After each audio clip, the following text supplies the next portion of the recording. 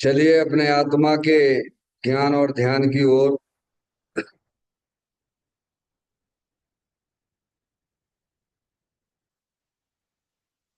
अपने चंचल मन को एवं चंचल उपयोग को स्थिर करने के लिए चिन्वाणी माता के माध्यम से अपनी वर्तमान ज्ञान की पर्याय में सम्यक विज्ञान उत्पन्न करते हुए शरीर शरीर से संबंधित जितने भी चेतन अचेतन पदार्थ हैं उनका मुझ भगवान आत्मा के साथ में किसी भी प्रकार का कोई संबंध नहीं है।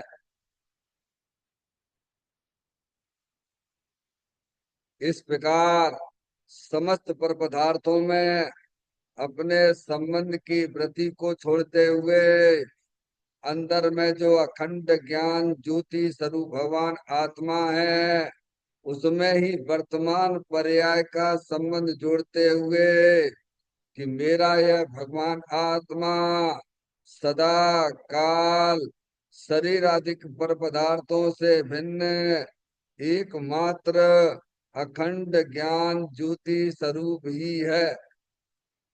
ऐसा अपने आप को जानो और ऐसा ही अनुभव करो कि वर्तमान में ही मेरा यह भगवान आत्मा शरीर आदि पर पदार्थों से भिन्न एकमात्र अखंड ज्ञान ज्योति स्वरूप ही है।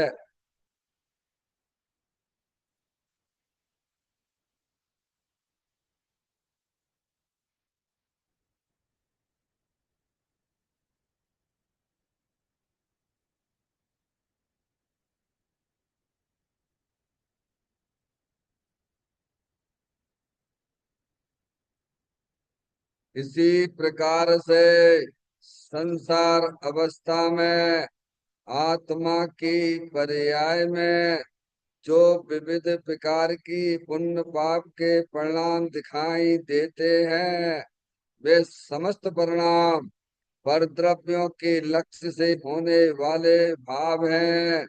वे हमारे आत्मा का स्वभाव नहीं है।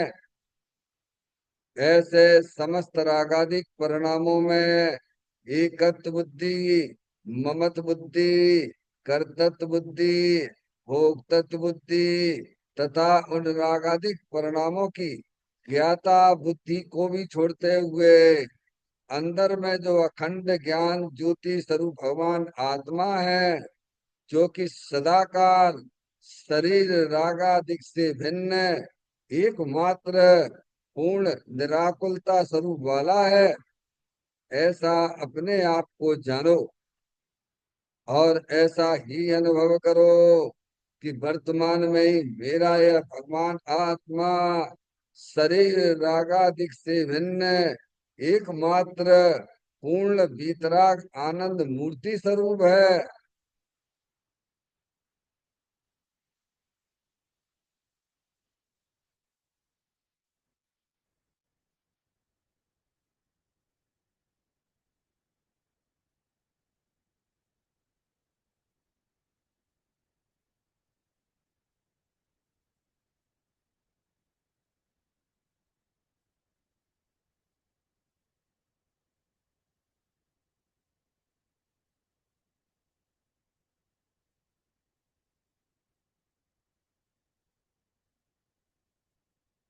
इसी प्रकार से संसार अवस्था में आत्मा की पर्याय में जो पर के लक्ष्य से होने वाला ज्ञान है वह परलक्षी ज्ञान भी हमारे आत्मा का स्वभाव नहीं है। वह तो इंद्रिय जनित ज्ञान है। इस प्रकार शरीर रागादि और परलक्षी ज्ञान की पर्यायों से भी भिन्न है। मैं तो एकमात्र अखंड ज्ञान ज्योति स्वरूप भगवान आत्मा हूँ। ऐसा अपने आप को जानो और ऐसा ही अनुभव करो कि वर्तमान में ही मेरा यह भगवान आत्मा शरीर रागादि और खंड खंड ज्ञान की पर्यायों से विभिन्न एकमात्र अखंड ज्ञान ज्योति स्वरूप ही है।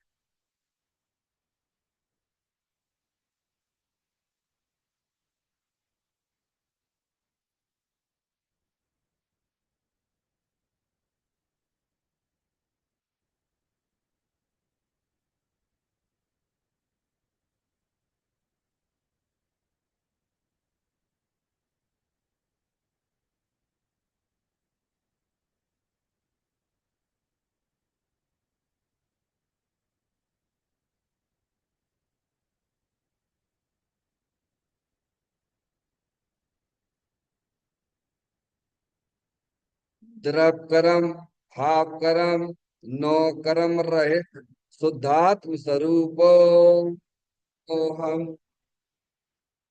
मेरा एक भगवान आत्मा सदा काल शरीर आदि के नौ कर्मों से भिन्न है। मेरा एक भगवान आत्मा सदा काल ज्ञान वर्ण आदि आठ कर्मों से भी भिन्न है। मेरा एक भगवान आत्मा सदा काल मोह राग देश भाव कर्मों से भी भिन्न है। इस प्रकार द्रव कर्म भाव कर्म नौ कर्म तीनों कर्मों से रहे मैं तो एकमात्र परम पवित्र शुद्धात्म स्वरूप हूँ। ऐसा अपने आप को जानो और ऐसा ही अनुभव करो कि वर्तमान में ही मेरा ये भगवान आत्मा तीनों प्रकार के कर्मों से रहे एकमात्र परम पवित्र शुद्धात्म स्वरूप है।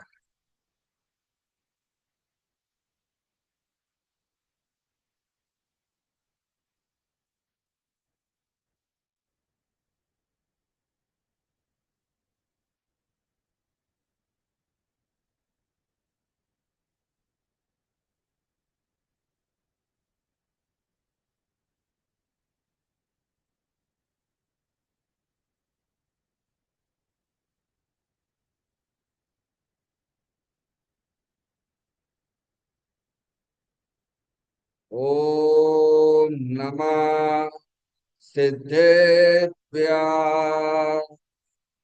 ओम नमः सिद्धेभ्य।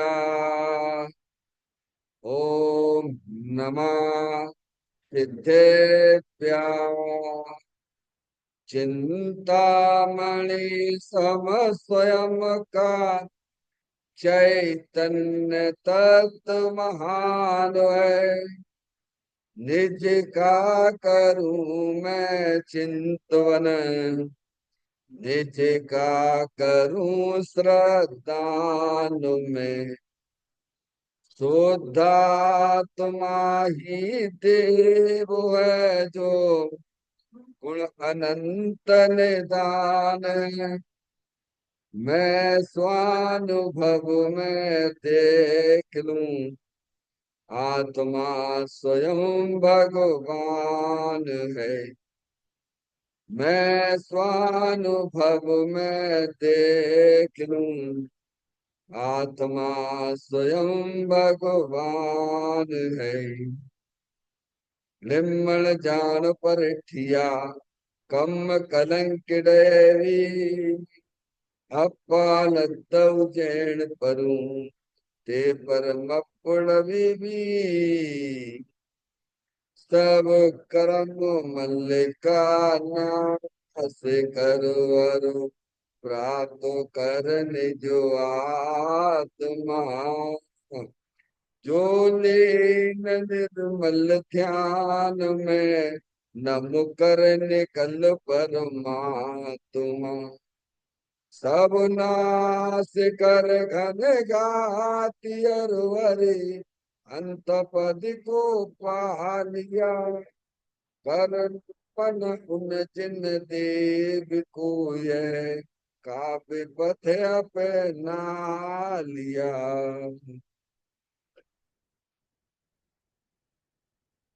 श्री योग सार जी नामक परम अध्यात्मिक ग्रंथ स्वाध्याय हेतु में विराजमान है। आज से 1400 वर्ष पहले इस महान पवित्र ग्रंथ की रचना दिगंबर संत योगेंद्र महाराज जी हुए हैं। उन्होंने इस महान पवित्र ग्रंथ की रचना की और उन्होंने इस ग्रंथ का नाम योग सार जी रखा। योग सार जी का सीधा सा अर्थ है मुक्ति के मार्ग में। योग का मतलब जोड़ होता है। किसका किसके साथ में जोड़ करना? तो अरिहंत परमात्मा कहते हैं कि अपनी वर्तमान शुद्ध ज्ञान की पर्याय का अंदर में जो अपना त्रिकालिक ध्रुव भगवान आत्मा जो कि सदा काल द्रव कर्म भाव कर्म नौ कर्म से रहे एकमात्र अखंड ज्ञान ज्योति स्वरूप है।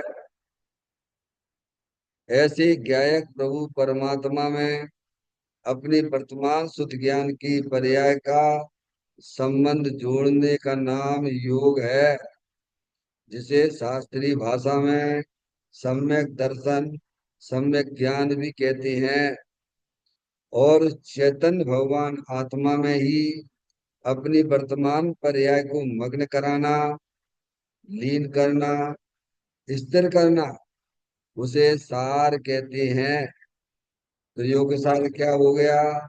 सम्यक दर्शन, सम्यक ज्ञान, सम्यक चारित्र वाली निर्मल पर्याय, पवित्र पर्याय जो अपने आत्मा के आश्रय से प्रकट होती है, इसे यहाँ योग सार कहते हैं।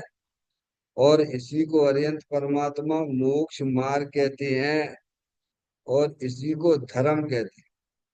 देखिएगा योग सार ग्रंथ के माध्यम से हम और आप यहाँ पर 72वें नंबर की गाथा का स्वाध्याय चल रहा है, जो आज इसकी अंतिम चर्चा की ओर अपन चलेंगे। देखिए, इस गाथा का जो मूल विषय है कि पुण्य कर्म सोने की बेड़ी है। समझ गया? पुण्य कर्म समझते हो? जो हमारी आत्मा में शुभ अशुभ परिणाम होते, शुभ परिणाम होते हैं भगवान की पूजा के, भक्ति के, दयादान आदि के परिणाम, शास्त्र पढ़ने के, समझाने के, अनुव्रत महाव्रत जैसे कसाय की मंदता लिए परिणाम होते हैं, वे शुभ भाव कहलाते हैं। बराबर। वो उन शुभ भाव के निमित्त से पूरे लोकाकाश में पौद्गलिक कार्बन परिणाम भरी पड़ी हुई है। यहाँ पर भाव होती है और वहाँ कर्म है। समझ में आया? और वे कर्म हमारी आत्मा के साथ में चिपक गए, उनको बोलते हैं पुण्य कर्म। आगे बात समझ में? यहाँ पे शुभ भाव हुआ, पुण्य भाव हुआ, और यहाँ लोकाकाश में कार्बन परगणाएं पौधगलिक भरी पड़ी हुई है। और यहाँ भाव हुआ। ऐसा निमित्त निमित्तिक संबंध से वे कर्म हमारी आत्मा के साथ पुण्य कर्म बन गए। समझ गए? ऐसे ही एक आत्मा में हिंसा के, झूठ के, चोरी के, कुशील के, परिग्रह के, पंच इंद्री के विषय वासना के परिणाम, रात्रि भोजन करने का परिणाम, अभक्ष्य जैसे पदार्थों को खाने का परिणाम, वह सब पाप भाव है। और उस भाव के निमित्त से जो पौद्गलिक कार्बन वर्गणाएं लोकाकाश में भरी हुई हैं, वे तुम्हारे आत्मा के साथ पाप कर्म बन जाएंगे। तो यहाँ कहती है कि पुण्य कर्म तो सोने की बेड़ी है और पाप कर्म लोहे की बेड़ी है। दोनों बेड़ियां हैं। समझ में आया? दोनों बेड़ियां हैं। और इस बेड़ी में अनादिकाल से आत्मा जकड़ा हुआ है। अभी हमें क्या करना है? ये दोनों बेड़ियों को तोड़ना है। क्या करना है? इन दोनों बेड़ियों को, पाप कर्म वाली बेड़ी को भी तोड़ना है, पुण्य कर्म की बेड़ी को भी तोड़ना है। क्यों तोड़ना है? क्योंकि पाप कर्म के उदय से जीव को अनुकूल संयोग मिलते हैं, शरीर आदि बाहरी पर पदार्थ अनुकूल संयोग मिलते हैं, और उसमें आत्मा फंस जाता है। समझ में आया? और पुण्य कर्म से उनके उदय में हमें प्रतिकूलता मिलती है, शरीर आदि में रोग आदि होते हैं, बाहर में प्रतिकूलता मिलती है। समझ गए? कर्म बदे तो उनका उदय भी आएगा, तो अनुकूल प्रतिकूल संयोग भी मिलेंगे आपको। और इसी में बस लगे रहोगे उनके चिंतन में, उनके विचारों में लगे रहोगे तो तुम अपनी आत्मा का काम कब करोगे। इसीलिए पुण्य कर्म सोने की बेड़ी है, पाप कर्म लोहे की बेड़ी है। इन दोनों बेड़ियों को ज्ञानियों ने तोड़ दिया है। समझ, कैसे तोड़ दिया है? तो कहते वस्तु स्वरूप के सच्चे ज्ञान के द्वारा तोड़ दिया। केवल एक ही उपाय है, पुण्य कर्म की बेड़ी को तोड़ना और पाप कर्म की बेड़ी को तोड़ना। केवल उपाय एक ही है, वह उपाय है वीतराग भाव। वह उपाय है वस्तु स्वरूप की सच्चे ज्ञान। समझ गए आप? आत्मज्ञान, उसके द्वारा ये बेड़ियां टूट जाती हैं। समझ गए आप? जिन्हें पुण्य पाप नहीं कीना, आत्म अनुभव चित दीना, तिन ही विधि आवत रूके, संबर लहे सुख अवरुद्ध। समझ गए आप? वीतराग भाव, वस्तु स्वरूप का सच्चा ज्ञान कर। आप पढ़ लीजिए, कहीं से भी पढ़ लीजिए आप। धन कन कंचन राज सुख, सबई सुलभ कर जाय, दुर्लभ है संसार में एक यथारथ ज्ञान। मुनि वृद्धार अनंत बार, गिरेबक उपजायो पे निज आत्म, पे निज आत्म ज्ञान बिना सुख लीस न पाया। हमारा आत्मा अनादिकाल से हो के नहीं हो, बोलो भैया। अरे यहाँ मनुष्य पर्याय में आए हो तो कहीं से आए तो होगे कि नहीं आए होगे। जैसे आप यहाँ मंदिर में आए हो तो कहीं से आए तो होगे कि नहीं आए होगे। और यहाँ से जाओगे कि नहीं जाओगे। समझ में आती भैया? अनादिकाल से हमारा आत्मा ये शरीर की बेड़ी में, कर्म की बेड़ी में जकड़ा हुआ है। और ये जकड़ने का कारण कोई और परद्रव्य नहीं है, स्वयं आत्मा की अज्ञान दशा है। क्या है? आप चाहो तो सीधे चल सकते हो, आप चाहो तो उल्टे चलिए। उल्टे चलोगे तो 4 गति 84 लाख योनियां मिल रही हैं। और सीधे चलोगे तो वर्तमान में भी आप आनंद में रहोगे, सिद्ध भगवान जैसा सुख भी मिलने लग जाएगा।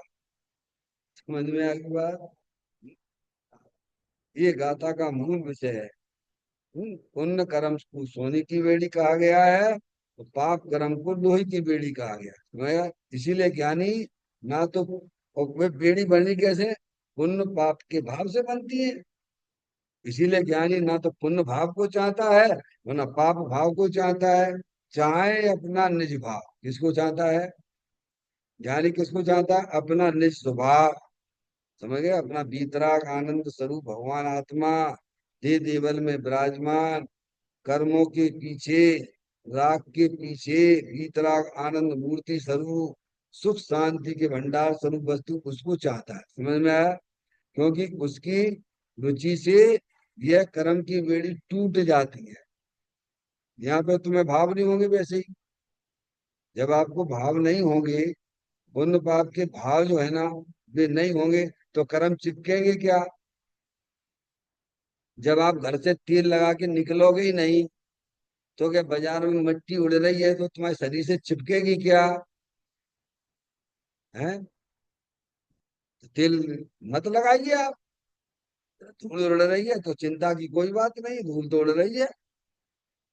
आप निकलिए घर से बिल्कुल स्वच्छ से ऐसे निकलिए।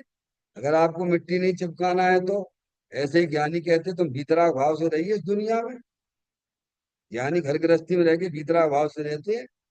तभी तो कहा है, भरत जी घर में ही बैराग लो साहब। भरत जी घर में बैराग गजब है। क्योंकि किसी भी परद्रव को अपना जानते ही नहीं, अपना मानते नहीं, भीतरा भाव से रहते हैं। उन्हें मालूम ये सब पुण्य पाप के ढाट है। समझ में आया? भारत में जितना भी है अनुकूल प्रतिकूल सहयोग है, सब पुण्य पाप के ढाट है, इसमें हमारा कुछ भी नहीं है। ऐसे भीतरा भाव से आप रहिए तो कर्म आपकी आत्मा में चिपकेंगे नहीं और आपकी मुक्ति हो जाएगी। हैं? देखिए गाथा का पाठ करते हुए इनके अंतिम पॉइंट पर भी अपन विचार करना है। लोहे और सुवर्ण की बेड़ी में अंतर है नहीं, शुभ अशुभ छोड़े ज्ञान जन दोनों में अंतर है नहीं। पहले कहा लोह और स्वर्ण की बेड़ी में अंतर है नहीं। क्या?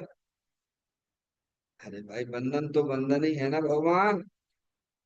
चाहे 5 स्टार होटल जेल में चले जाओ और चाहे बाह में चले जाओ, बंधन तो बंधन ही है ना। तो प्रभु का बंधन कैसे हुआ? तो नीचे लिख दिया, शुभ अशुभ भाव छूटे। शुभ अशुभ भाव के कारण से ये कर्मों का बंधन होता है।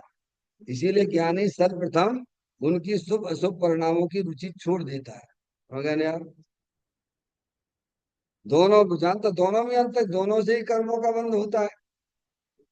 अशुभ भाव से जो है पाप कर्म का बंध होता है, और शुभ भाव से पुण्य कर्म का बंध होता है। तो हम तो इसी में लगे रहेंगे, बस पुण्य पाप में लगे रहेंगे, बस खत्म। लगे हुए अनादिकाल से। हमें आपको माँ जनवाणी माता मिली है, आपको मौका मिला है, आप इस बंधन को समझिए और बंधन को तोड़ दीजिए। हमें भाव कर्म ये भाव मरण कब से, कौन को सुनाने हैं ये बात? भगवान को सुनाने हैं। अरे तुम समझो भगवान, तुम अनादिकाल से भाव कर्म करते चले आ रहे हो, और उनके निमित्त से भाव कर्म बन द्रव्य कर्म बनते हैं। क्या कह रहे हैं? भाव कर्म ये भाव कर्म, भाव भाव और भाव ये द्रव्य कर्म अनादिकाल से रेट चल रही है। समझ गए आप? इसको समझिए, और समझ के क्या करना? समझ से क्या करना? कि उनको उनकी रुचि छोड़ दी। उन भावों की ज्ञानी पहले सर्वप्रथम रुचि छोड़ता है। राग भाव है ना, शुभ भाव अशुभ भाव राग है ना। यहाँ अपने राग उत्पन्न हो, क्या किसी के बारे में अपन गंदा सोचे, अपनी नीयत खराब करें, तो बोलो आपको कैसा लगता है यहाँ पे? ईमानदारी से बोलना, मंदिर में बैठे हो, विषय वासना के परिणाम आपको मंदिर में हो जाए तो आपको उस समय कैसा लगता है? आप शांति से बैठते हो कि आपकी बेचैनी होती है आप में? अरे भगवान से पूछने पड़े हो क्या? क्यों? भगवान तो कह रहे हैं ना, राग भाग दह सदा ताते समामृत से ये चिर भजे विषय कसाय त्याग निष्पद देखिए। समझ में आया? इसीलिए ज्ञानी उन शुभ अशुभ भावों की सर्वप्रथम रुचि छोड़ देते हैं। फिर भी थोड़े राग रह जाते हैं ज्ञानी की पर्याय में। वह जानता है कि अपने चेतन भगवान आत्मा का आश्रय लेते हुए वे रागादिक परिणतियां भी शिथिल होती खत्म हो जाती। क्या हो जाती हैं? अच्छा, आप काय से दुखी हो? दुखी तो हो, दुखी तो हो कसाय के परिणामों से। काय से दुखी है? समझ में आया? दुखी है तो हमारे अरिहंत परमात्मा है। सब संसारी जीव दुखी है। तो काय से, परद्रव से दुखी हो कि अपनी कसाय से दुखी हो, ये भी पता लगा गया। मैं कौन हूँ, आया कहाँ से, और मेरा रूप क्या, संबंध दुख में कौन है स्वीकृत करूं? अरे यार क्या, काय से दुखी हो तुम? अपनी कसाय से दुखी हो। ये अच्छी बात है कि बुरी बात है? परद्रव के कारण से अगर दुखी हो तो तुम्हारी नैया पूरी डूब गई। क्या अब तुम परद्रव के एक परद्रव नहीं गिनाओगे, बहुत सारे परद्रव गिनाओगे, और फिर उनको इकट्ठा करोगे, उन्हें राजी करोगे, तब तुम्हारे परिणामों का दुख मिटेगा। वो तो बहुत ज्यादा पामरता का प्रसंग हो जाएगा भगवान। परद्रव के कारण से कोई भी जीव दुखी नहीं है। खबर, जितने भी जीव संसार में हैं सब अपनी कसाय से मूल आदेश के परिणामों से दुखी हैं। समझ गया? तो ज्ञानी इस प्रकार से समझ के शुभ अशुभ परिणामों की सर्वप्रथम रुचि छोड़ देते हैं, और अंदर में जो अपना चेतन भगवान आत्मा है उसका ज्ञान करके उसकी दृष्टि करते हैं। ये लिखा, शुभ अशुभ छोड़े ज्ञानी जन। क्या छोड़े? जो शत्रु है, शत्रु के साथ आप मित्रता करना पसंद करोगे क्या? जो तुम्हें निरंतर दुख देता रहता है, तो ज्ञानी जानता है शुभ अशुभ परिणाम जो है निरंतर दुख देते रहते हैं। आग है जो, तो केवल अशुभ परिणाम ही नहीं, आप ये मत समझना कि भाई यहाँ शुभ परिणाम हमारा हो जाता है तो हम बड़ा बेचैन हो जाते हैं। अब कैसे हटाएं, कैसे हटाएं, चिंता घबराइए नहीं। भगवान ने विधि बताई, उसे समझो। समय उस विधि को जीवन में उतारोगे तो वे अशुभ परिणाम भी चले जाएंगे। अरे वे शुभ परिणाम भी चले जाते हैं भगवान। समय में आए शुभ परिणाम है, चल कब तक भगवान की पूजा भक्ति करते रहोगे और कब तक हम आपको सुनाते रहेंगे, आप सुनते रहोगे, ये बताओ। दोनों ही परिणामों में बेचैनी है ना। इसीलिए ज्ञानी शुभ अशुभ परिणामों की रुचि सर्वप्रथम छोड़ देते हैं, अपने चेतन भगवान आत्मा की रुचि करते हैं। और ज्ञानी जानता है कि रागादिक परिणतियां हमेशा हमको क्या थाह है ना, राग आग दहे सदा क्या, जो काय से जल रहे हैं, काय से जलन हो रही है तुम्हें, ये जलन ज्ञानी को लगती है। इसीलिए ज्ञानी उनकी रुचि छोड़ देता है तो यार, और अपने चेतन भगवान आत्मा जो अतीन्द्रिय आनंद स्वरूप है, सुख शांति के भंडार स्वरूप वस्तु है, उसकी रुचि करता है। हुआ ना। ये गाथा में का मूल विषय है। अब इसकी अंतिम चर्चा पे विचार करते हैं।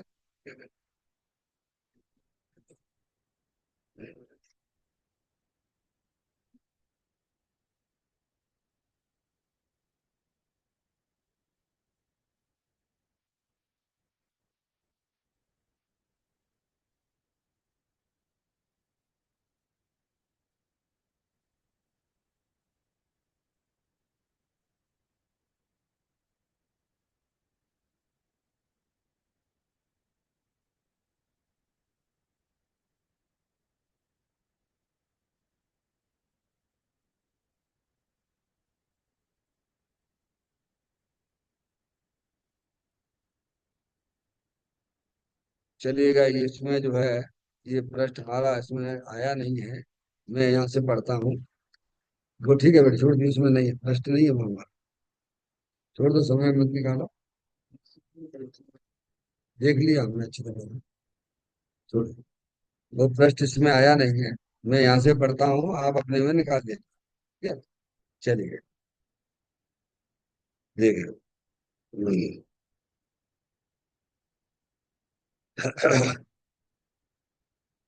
72 नंबर की गाथा चल रही है अपनी। उसकी अंतिम पैराग्राफ पे चर्चा है। देखें आप।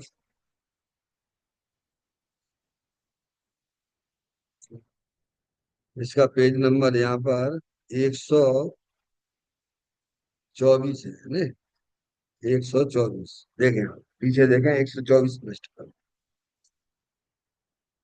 समकिति को तो नरक में भी अतीन्द्रिय आनंद है, बाहर नारक कृत दुख भोगते, अंतर सुख रस घटा घटी। आत्मा की शुद्ध दृष्टि के कारण नरक के असहाय दुखों के बीच भी समकृति को सुख की कटाकटी है। आहा। यानी कहाँ ज्ञानी पशु और नारकी, कहाँ मिथ्या दृष्टि सेठ, मिथ्या दृष्टि देव। नवमे गिरिवक में भी आकुलता भेदता है। और सातवीं नरक में कोई मरकर जावे और वहां याद आ जावे कि संतों ने हमको ऐसा कहा था कि स्वभाव का साधन करने में तू स्वतंत्र है। ऐसा जानकर जब अंदर में दृष्टि करता है, तब अनुभव में अतीन्द्रिय आनंद पा लेता है।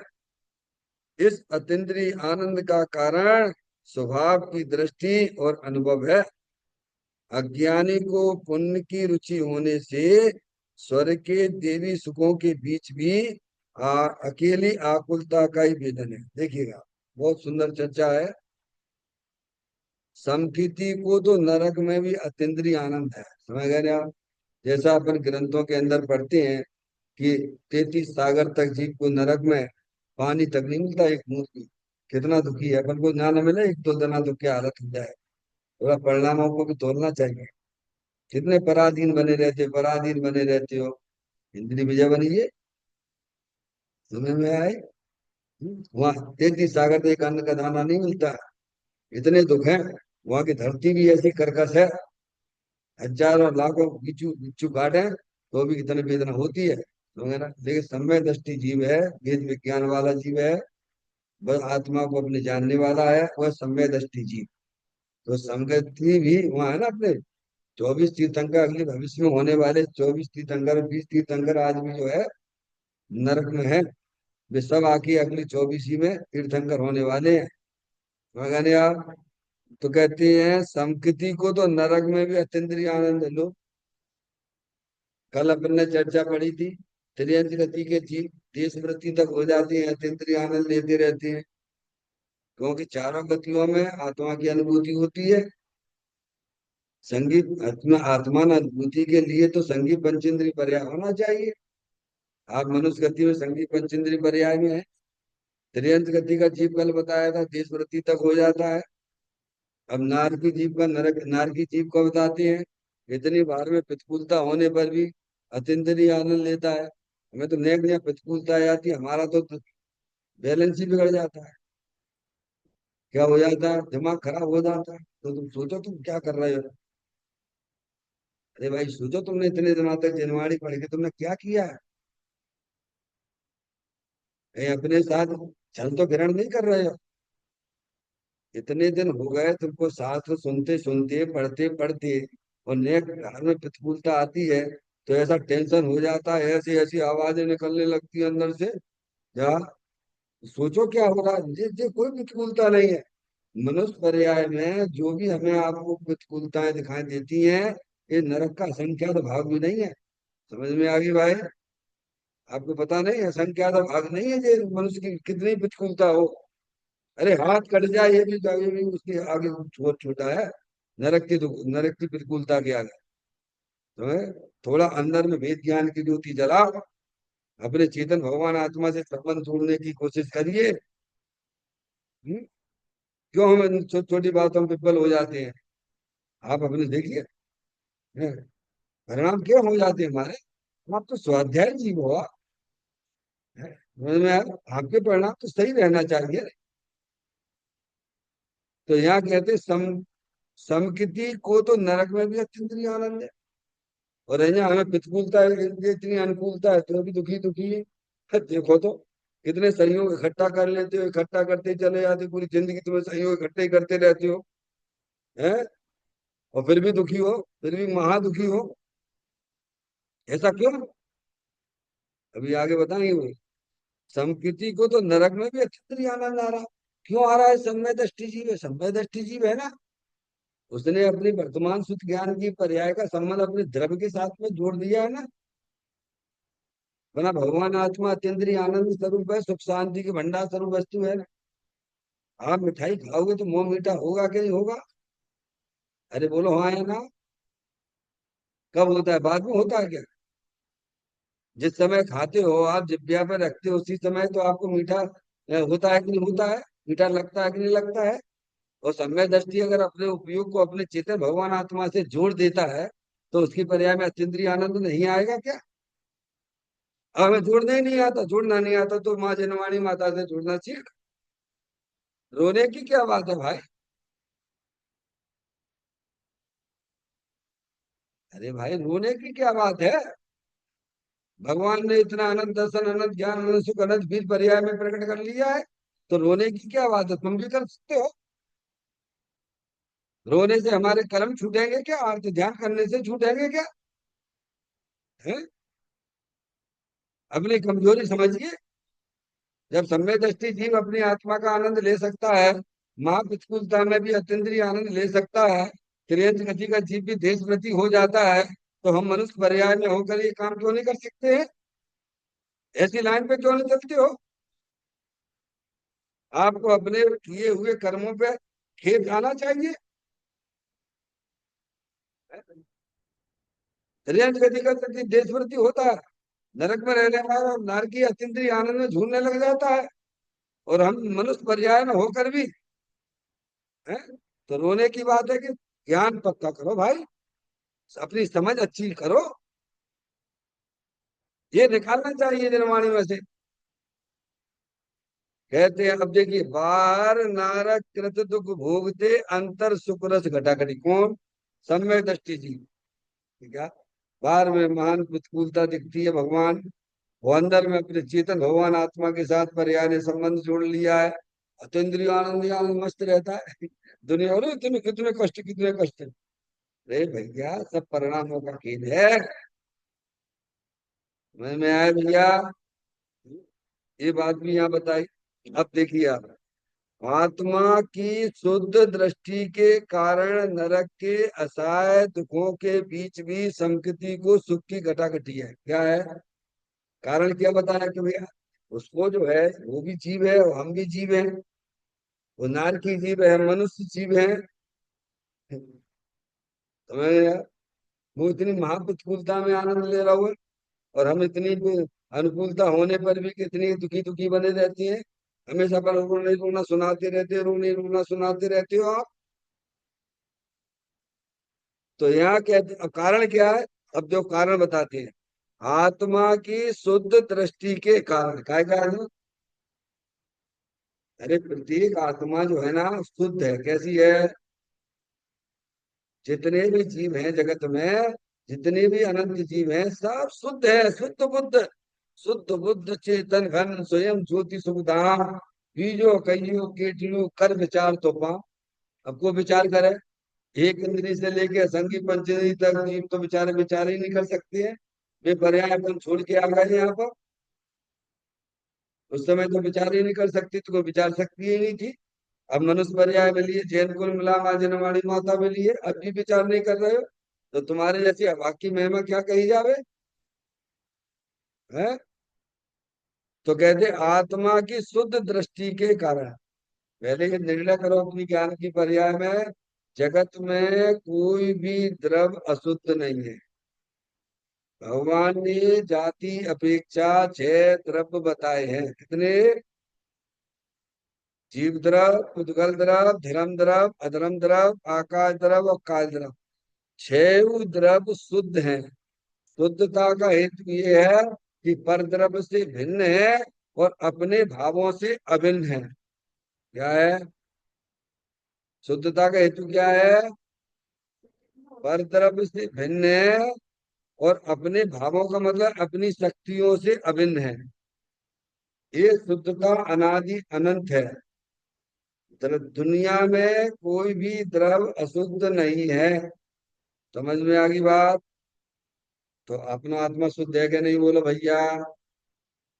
अरे जब सभी द्रव शुद्ध है तो अपना आत्मा भी तो तुमने आता है कि नहीं आता है?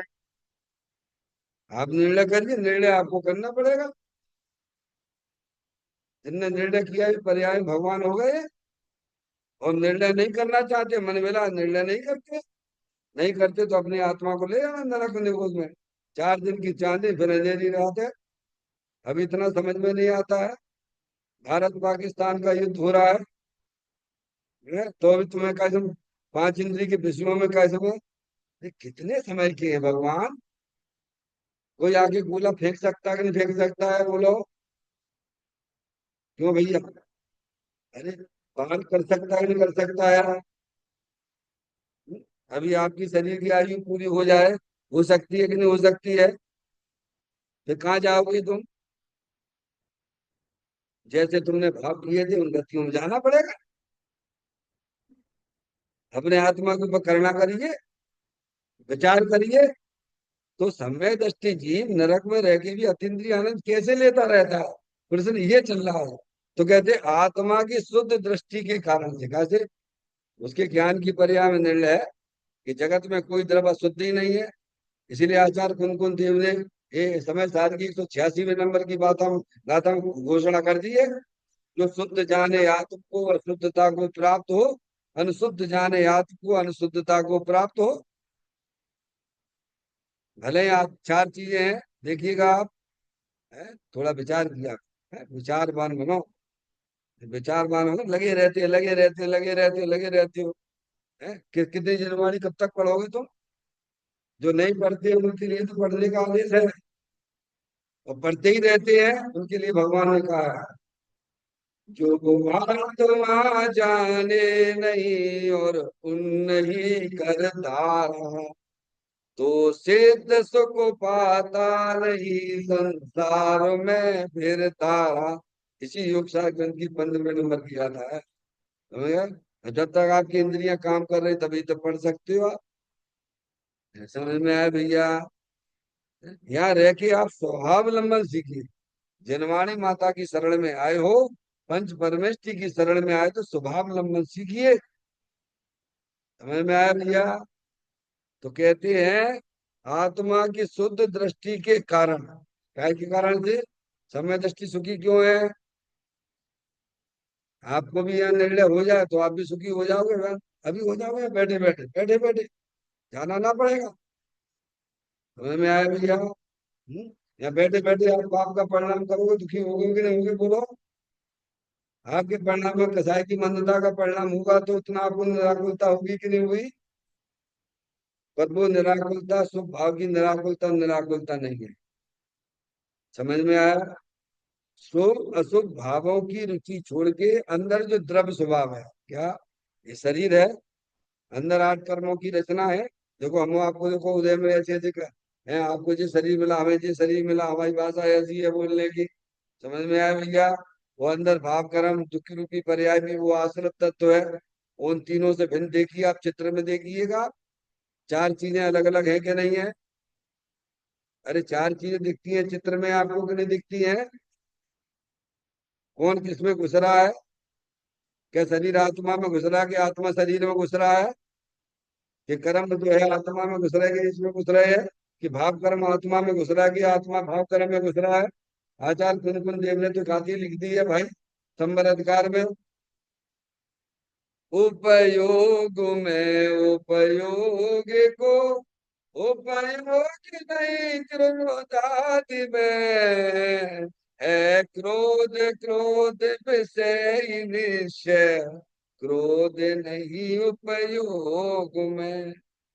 उपयोग है नहीं अष्टविध कर्म, कर्म न कर्म में एक कर्म और नौ कर्म भी कुछ है नहीं उपयोग में। दो गाथा तुझे हो गई। तीसरी तीन तीन गाथा संयुक्त आएंगे। फिर नीचे लिखा हूं ऐसा अविपरीत। अविपरीत सच्चा है, अविपरीत का मतलब विपरीत है। ऊपर जो बताया है, उपयोग उपयोग में, उपयोग फिरोदादिक में नहीं, आश्रम में नहीं, आश्रम आश्रम में है, उपयोग कर्म में नहीं है, शरीर में नहीं है, नहीं है।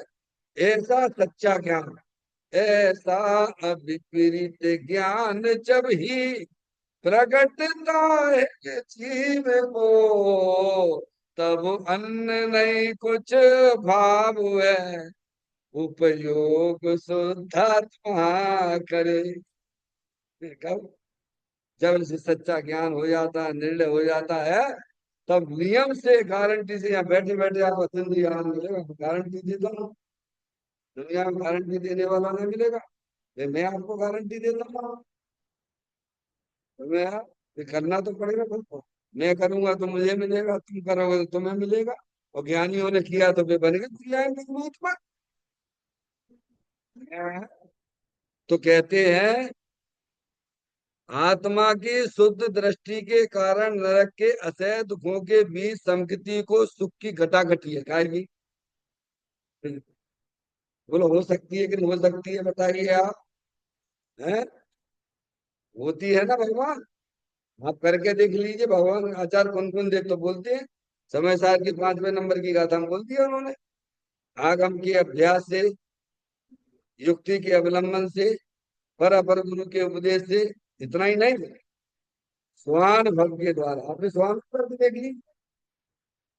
मेरे निज वैभव का जन्म हुआ है,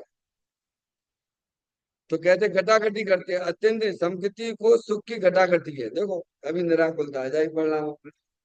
यहाँ बैठे बैठे हम का तुम्हारे पैसा लग रहे बोलो? कौन से पैसा तुम्हारे लग रहे भगवान? है? फिर देखो कहते हैं आहा, आ कहाँ ज्ञानी पशु नारकी, और कहाँ मिथ्या दृष्टि, कहाँ सेठ मिथ्या दृष्टि देव, न, नव में गिरिवक में भी आकुलता भेजता है। देखो उसको तो है। जैसे मैं आपसे एक उदाहरण देता हूँ, आपको किचन का पूरा ज्ञान है कि नहीं है? किचन के बारे में पूरा ज्ञान है और उसका अभ्यास भी है।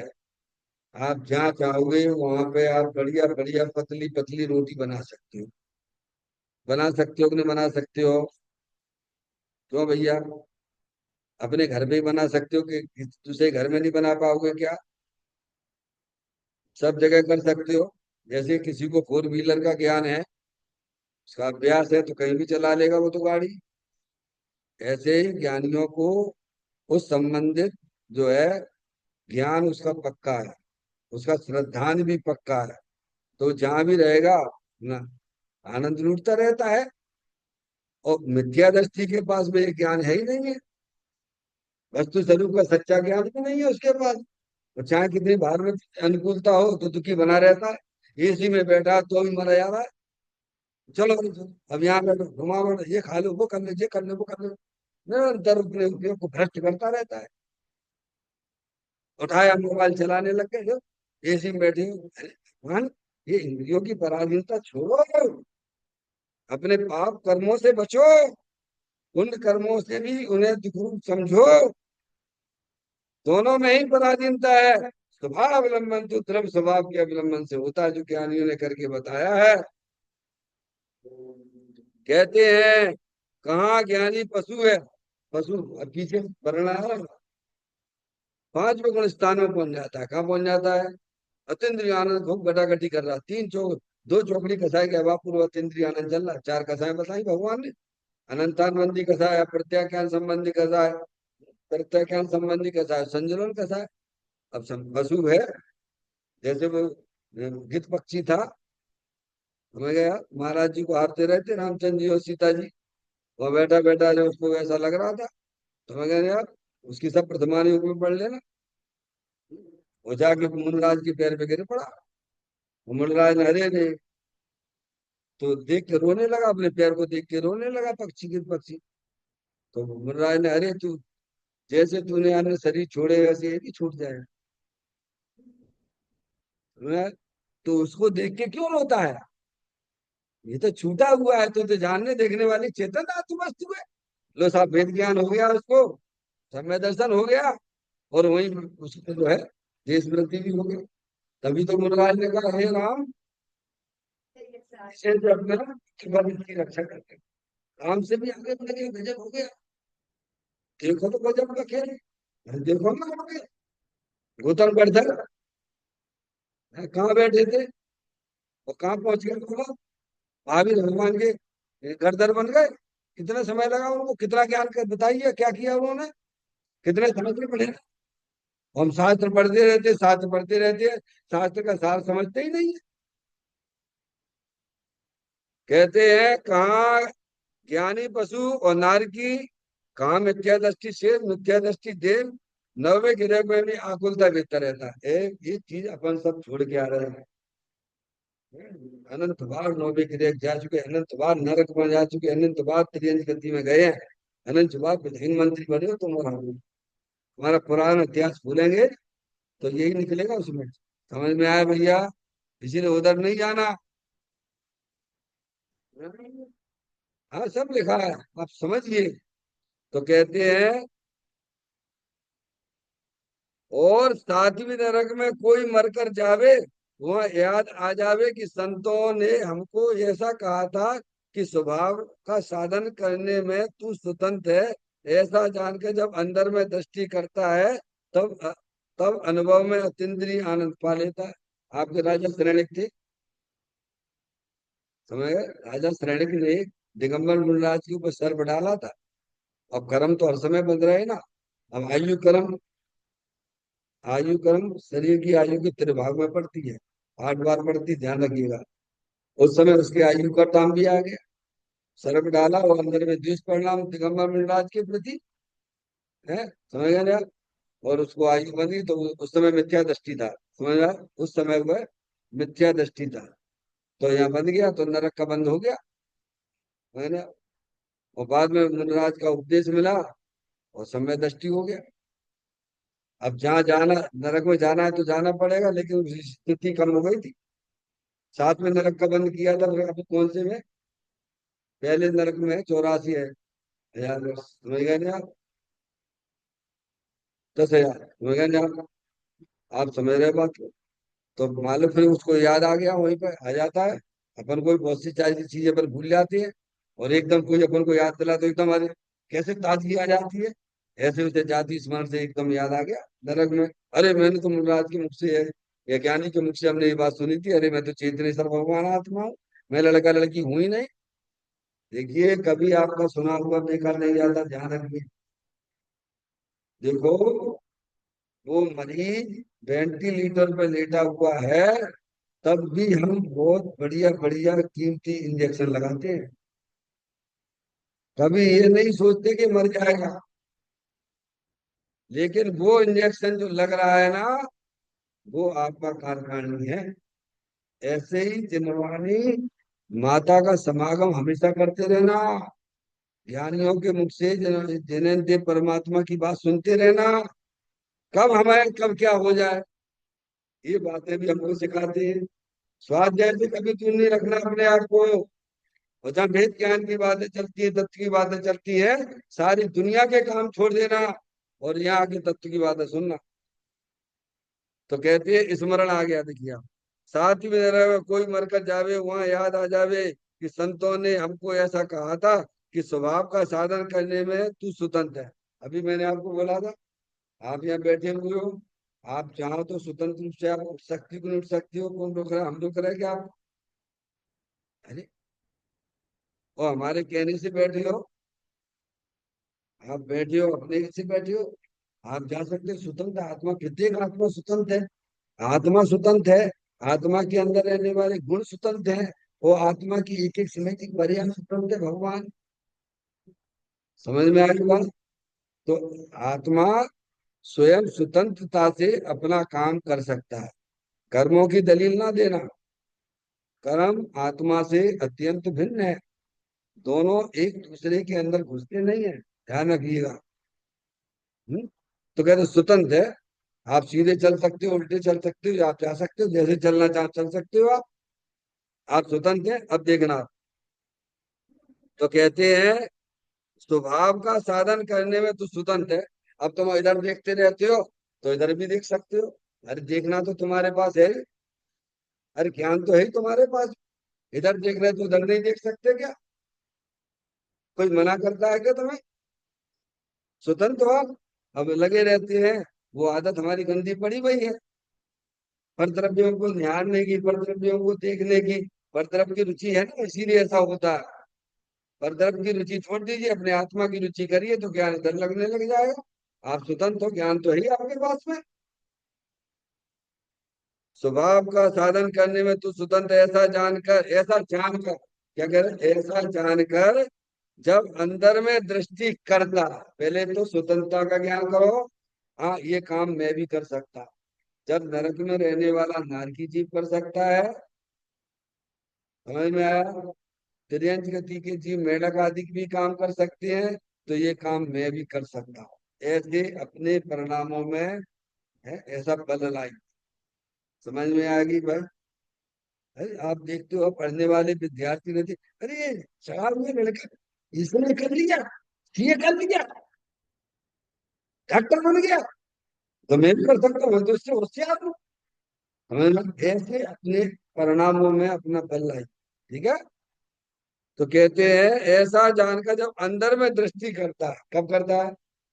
अरे थाली में आपकी मिर्ची भी रखी हुई है, नमक भी रखा हुआ है, मीठा भी रखा हुआ है, तीनों चीजें रखी हुई है। ये खाना तो जो खाओगे बैठ के स्वाद आएगा, है ना? तो आप मीठा खाओगे तो मीठे का स्वाद आएगा, मिर्ची खाओ तो मिर्ची का स्वाद आएगा। और खाने में स्वतंत्र हो, जो खाना है वो खा लीजिए आप। पाप करने में भी स्वतंत्र हो, पुण्य करने में भी स्वतंत्र हो, और धर्म करने में भी।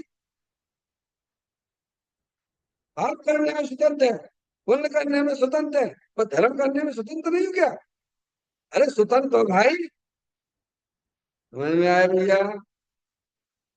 तो कहते ऐसा जानकर जब अंदर में दृष्टि करता है, कौन करता है? शरीर है, कर्म है, रागादिक परिणतियां हैं, और जानने देखने वाला है। अब आपको उन सब से हटते हुए तीनों का ज्ञान पक्का करते हुए आप अपने उपयोग को अंदर परिवर्तन कराती है। क्या करते हैं? ऐसा अविपरीत ज्ञान जब ही प्रकटता है जीव को, तब अन्न नहीं कुछ भाव है शुद्धात्मा।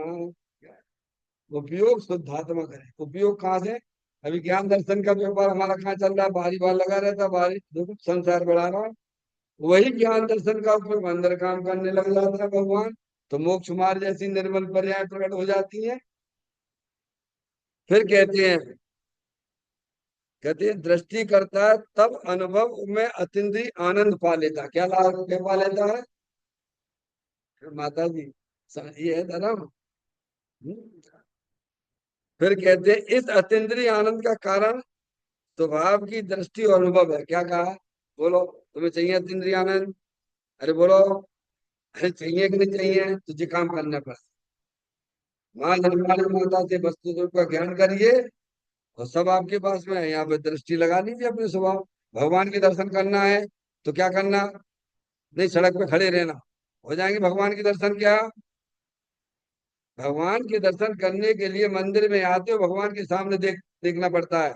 मंदिर में भी आ गए और इधर उधर देख रहे हो तो भगवान के दर्शन होंगे क्या? ऐसे ही हमें अतीन्द्रिय आनंद लेना है पर्याय में, तो सब तरफ से अपने उपयोग को हटा दीजिए। अनुपयोग जिसका है वहां पे परिवर्तन कराइए, तो अभी अतीन्द्रिय आनंद आ जाएगा भगवान। आगे बात अब देखिए तब इस अतीन्द्रिय आनंद का कारण स्वभाव की दृष्टि और अनुभव है। ये अंतर्मुखता है। अतीन्द्रिय आनंद के कारण क्या है? अंतर्मुखता है। अज्ञानी को, अब अज्ञानी पुण्य की रुचि होने से काय की, अभी तो पाप की रुचि पड़ी हुई है। न दिन चैन न रात चैन, अपने रिश्तेदार अपने मिलने वालों में देखो से ऐसा आता है, ज्वर कैसे पूछो मत। समझ में आया? जनवाणी माता सुने तो प्रमाद आ जाए। और अभी यार दोस्तों के तुम्हारे फोन आए तो अभी देखो कैसी जागृति हो जाए। यही जागृति हो जाए, वही पाप करने लग जाए वगैरह। तो कहते अज्ञानी को पुण्य की रुचि होने से आज क्यों नहीं हटते हैं लोग? स्वाध्याय तरफ क्यों नहीं बढ़ते हैं? क्या? क्योंकि वो जानते हैं कि भाई साहब भगवान की पूजा भक्ति करेंगे पुण्य तो बनेगी बनेगा, और विषय भोग मिलेंगे तो खाएंगे पिएंगे। पर मूर्ख को ये नहीं मालूम है तो विषय भोगों से ही तो परेशान हो रहा है भगवान। अनुकूल सहयोग मिल जाएंगे तो तेरा क्या होने वाला है? मैंने तो ज्ञानी पुण्य की रुचि, अज्ञानी को पुण्य की रुचि होने से आज लोग स्वाध्याय पे क्यों नहीं जुड़ते हैं? टाइम पे क्यों नहीं आते हैं? एक अनुभव चला ना भगवान का, क्या हो जाएगा उससे? स्वाध्याय का टाइम तो जो निश्चित है उसी में होगा ना भगवान। बाद में चढ़ा लेना है नहीं चलेगा क्या? क्यों? तुम्हारी अज्ञानता दूर हो। अज्ञानी को शुभ भाव की पक्षी क्या है? उसे शुभ भाव में नहीं बनता है कायदे से।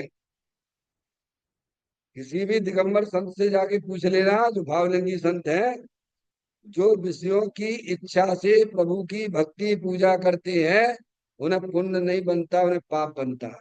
समझ में आ गई बात? भगवान की भक्ति करना है, जन परमात्मा की तो रोमांचक होगी करना। यहाँ कहते हैं अज्ञानी को पुण्य की रुचि होने से स्वर्ग के देवी सुखों के बीच भी अकेली आकुलता का ही विरोध करता है। अपन देख लीजिए हमारे जीवन में कितनी अनुकूलताएं, सब कुछ होने पर भी दुखी बने रहते हो, क्यों? ज्ञानी तो कह रहे हैं तुम आप देख लीजिए अपने परिणामों को देख लिया। क्योंकि अज्ञान दशा दुख का भार। कौन? ज्ञानी और अज्ञान। जब तक हमारी पर्याय में अज्ञान दशा रहेगी, चाहे कितना भी बार में प्रधानमंत्री बन जाओ, बड़े बड़े अफसर बन जाओ, है, बड़े बड़े बाहर की पद ले लो, तो भी आप दुखी दुखी बने रहो। और आपके ज्ञान में अज्ञानता दूर हो गई है। भ्रम जनित दुख का उपाय तो भ्रम दूर करना है। वह भ्रम जन्मानी माता के द्वारा होता है भैया।